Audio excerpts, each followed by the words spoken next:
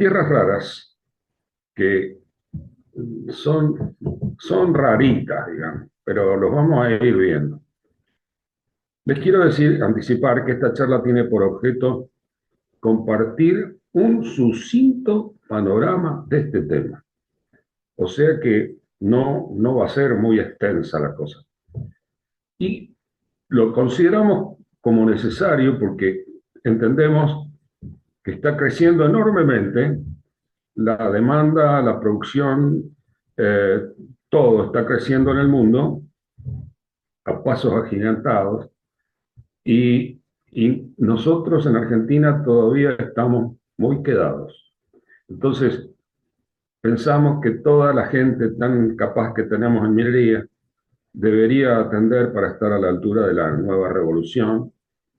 Esto es una revolución de ciencia de los materiales y la energía. Acá, esta foto muy linda, que me la mandaron dos de los cercanos que tenemos, uno es Guillermo Pensado y la misma foto me había mandado también Marita Ahumada. Y a mí me gustó mucho, y es la que se usó para hacer el flyer. ¿Y por qué me gusta mucho? Fíjense que acá tenemos el lantano, el cerio, el praseodymium y el neodymium. Y fíjense que en la serie de los lantánidos son los 4 primeros.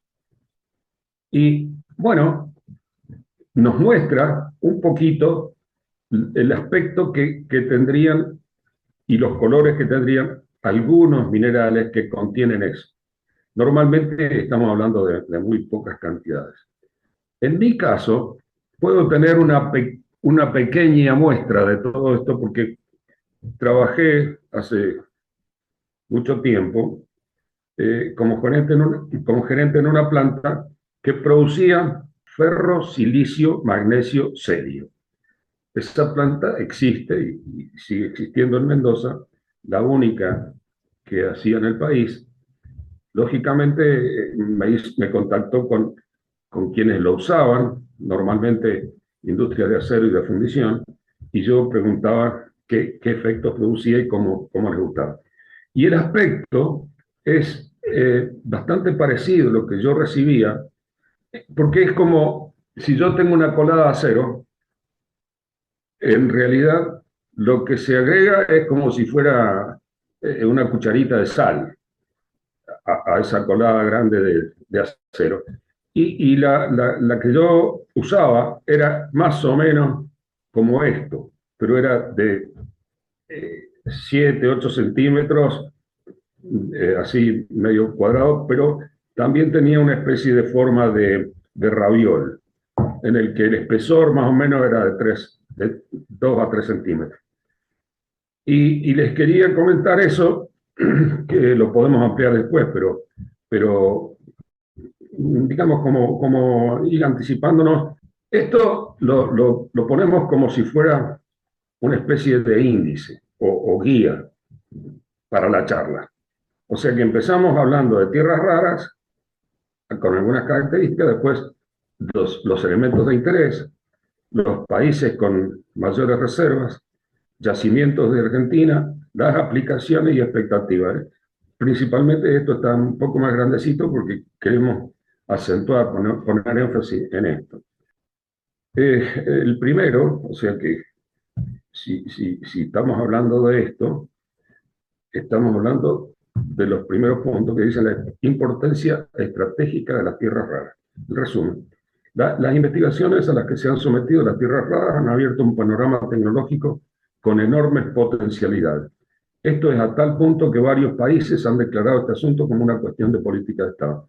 Bueno, ¿a qué se refiere esto? En realidad, lo que se ha ido descubriendo son muchísimas aplicaciones y muchísimas aplicaciones con diferentes efectos que producen ese agregado de tierras raras. Y luego vamos a ver cuando veamos dónde se están usando tierras raras, qué panorama amplio es. Pero principalmente podemos poner énfasis en decir que prácticamente todo lo que ha significado el enorme avance de la electrónica y de la computación y ahora de la inteligencia artificial, están usando mucho de estas tierras raras. Y además el hecho de que se pretende hacer cada vez más chiquito, menor tamaño, pero con mayor potencia, es decir, que eso no pierda esa calidad que se tiene, como el caso justamente de las baterías, y eso también están usándose tierras raras. Sigamos. Acá puse la tabla periódica de los elementos para saber dónde estamos. Fíjense, bueno, vamos a describir un poquito de la tabla periódica. Yo sé que todos ustedes la saben, pero vamos a repasar cositas. En principio, la tabla está formada como si fuera la guerra de barcos, ¿no es cierto? Una tabla, que digamos, tiene filas y columnas. Entonces, lo que hizo este hombre, el ruso Mendeleev, es que empezó a observar que si ponía una serie de todos los elementos conocidos, todos los elementos químicos conocidos, y los ordenaba de acuerdo a su cantidad de electrones, que igual a la cantidad de protones, y le llamó a eso número atómico, entonces obtenía una serie y fue poniendo en columnas y en filas. Entonces observó que en las columnas, esto, así, por ejemplo, que es la columna donde empieza el litio, porque el hidrógeno y el helio los mantenemos aparte, digamos, pero sabemos que el hidrógeno está dentro de los no metales, que son estos morados que están acá. Y acá tenemos entonces el grupo. Estos son grupos, los que están en, en estos, en estos 14 lugares, 14 columnas, son grupos. Y en estos que son 8 filas, son los períodos. Entonces, ¿qué quiero decir? Acá tenemos todo este grupo, que es el grupo del litio, tienen propiedades químicas muy similares. Esto le llamamos los metales, que esta parte están en metales, los alcalinos, y estos son los alcalinos térreos, el grupo de, esencialmente el más abundante, que es el calcio. Entonces tenemos berilio, todo eso son del grupo de alcalinos térreos.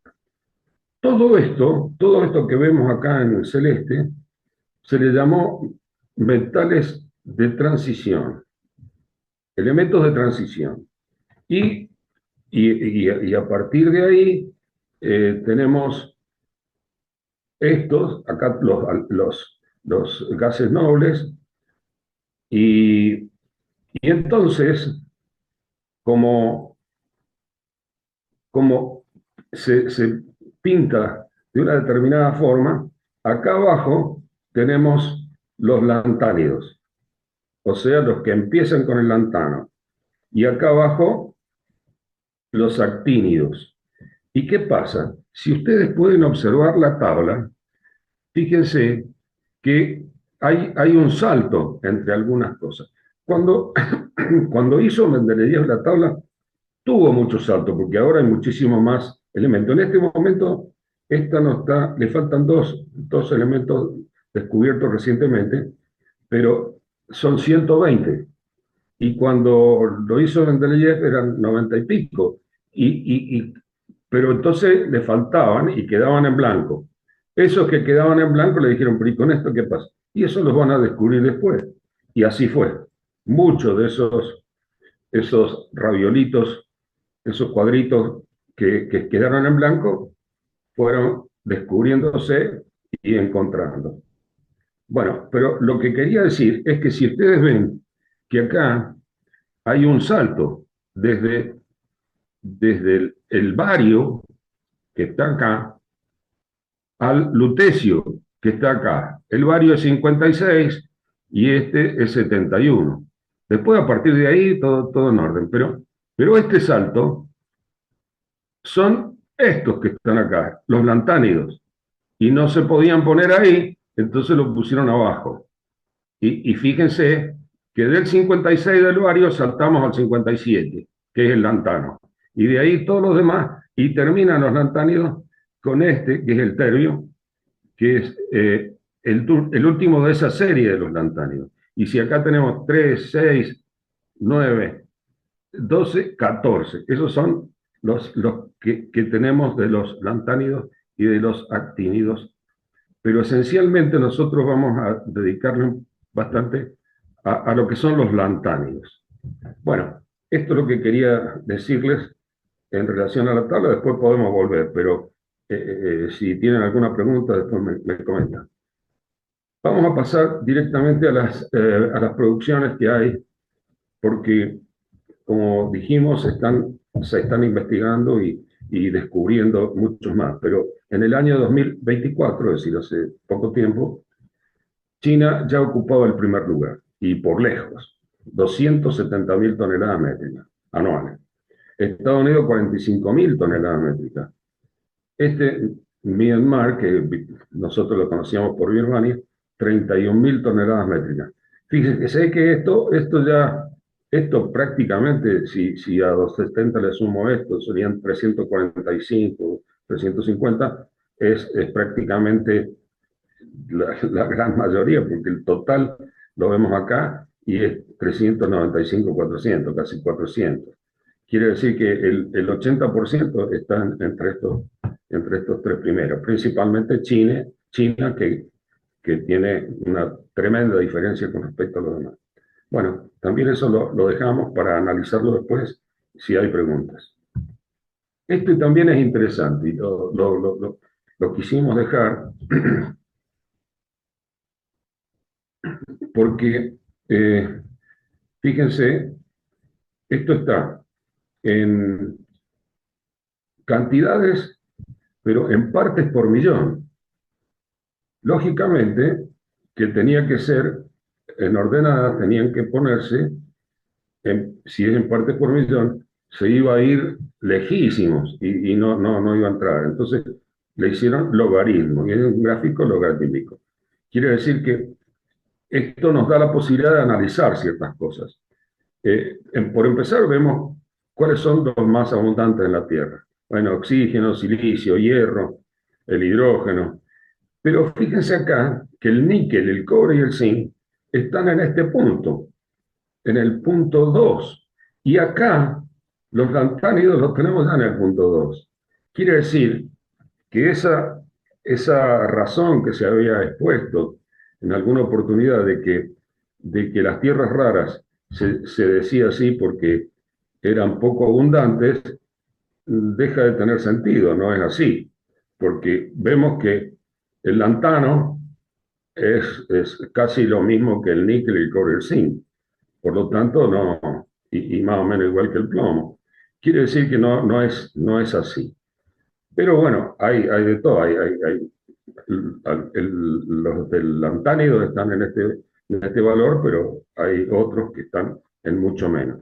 Y lógicamente, en el fondo de la gráfica, de este gráfico, están los metales preciosos, es decir, estamos hablando de oro, plata, platino, iridio, es decir, todo esto, ¿no?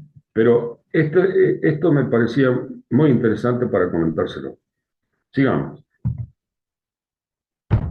Principales aplicaciones. Bueno, brevemente les insumimos unos minutitos en que lo lean, no sé si lo pueden leer, pero esencialmente tenemos muy comprimido todo, porque lo primero se refiere a usos en general. En reactores y centrales nucleares es muy interesante ver, porque se está usando mucho ciertas tierras raras para la aleación del metal de los tubos que se usan en reactores y de los contenedores que se usan en reactores. O sea que es un tipo de acero que requiere ciertas condiciones. El tema imanes es también muy interesante porque eh, todos tenemos una computadora, un disco rígido, y cuando estamos hablando de imanes, yo lo asocio con disco rígido. Es decir, hay, hay, hay una cercanía con eso. También el superconductor en televisión en color surgió desde hace mucho porque eh, para los tubos y la fluorescencia que se necesitaba, se empezaron a usar las tierras raras que producían esos efectos. En baterías de dimensiones cada vez más pequeñas, en telefonía celular y los diodos láser, que es de uso electrónico cotidiano. Entonces, fíjense la importancia que tiene todo esto. En electrónica, pantallas, computadoras, baterías recargables de larga vida, lentes de cámara LED, fibra óptica, entre otros. Bueno, yo desconozco mucho de lo que es la fibra óptica, que ahí está. Bueno, perdón, se me fue. A ver. eh, iba a corregir porque veo que está una sede más ahí, lo iba a corregir, pero lo dejo, no. En medicina, el tratamiento del cáncer y tumores, el diagnóstico por imágenes, las marcas de antígenos y anticuerpos, la determinación de hormonas, etcétera. Es decir que, bueno, en medicina hay mucho más también, ¿no? Pero da una pequeña idea, que es un poco el objetivo de esta charla, es dar una idea somera y tratar de seguir estudiando, ¿no? Sigo. ¿Y por qué pongo acá esto? Porque acá estamos en aplicaciones. ¿Y por qué pongo? Porque ya lo mencioné antes, pero quiero comentar un poquito más. Porque, en principio, porque es la única experiencia que yo pude usar una tierra rara concretamente. Y fue para el ferrosilicio magnesio serio. Es decir, que en el horno eléctrico de arco, y se llama arco enterrado, se producía el ferrosilicio. El ferrosilicio en una cuchara, de la colada, se volcaba ese hierro fundido, ese ferrosilicio fundido, y se le agregaban dos elementos. El primero era una reacción violentísima, que es agregar pequeña cantidad de magnesio. Y eso hubo que tomar precauciones porque las primeras reacciones fueron tremendas. Reventaba hasta los vidrios de los vecinos.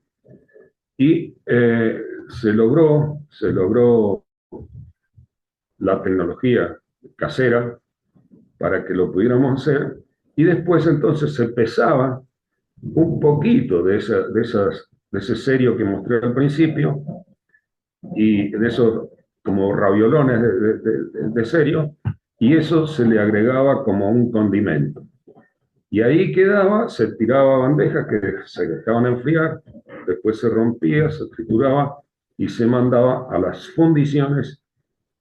Y a mí me dijeron, por ejemplo, que la fundición necesaria para elaborar el bloque de auto necesitaba una cristalización determinada, de tipo nodular.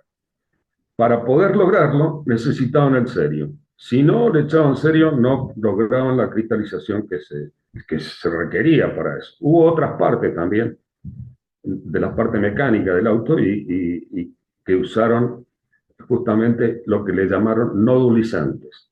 Y esos nodulizantes eran, uno de ellos era el serio. Bien, en Argentina existen algunos yacimientos pequeños, digamos, que se van descubriendo, otros que últimamente han aparecido, pero los dos importantes para mencionar fueron los que se supo al principio, que era la Sierra de Sumampa y que está en Santiago del Estero, y Rodeos de los Molles, en San Luis. En el caso del potencial que tienen, es mucho, es lantanos, serio, itio y neodimio. También se reportan yacimientos en Salta y Jujuy. De ahí la importancia, pusimos, pero al menos para no caer en la dependencia frente a los colosos que disputan la primacía, desde acá nuestra humilde opinión es que Argentina debería atender con carácter perentorio la explotación y refinamiento de estos recursos, tendiendo al autoabastecimiento. Mucho material que tenía que se podría haber sumado, pero lo puse como anexo. Entonces, las opciones que tenemos es lo siguiente.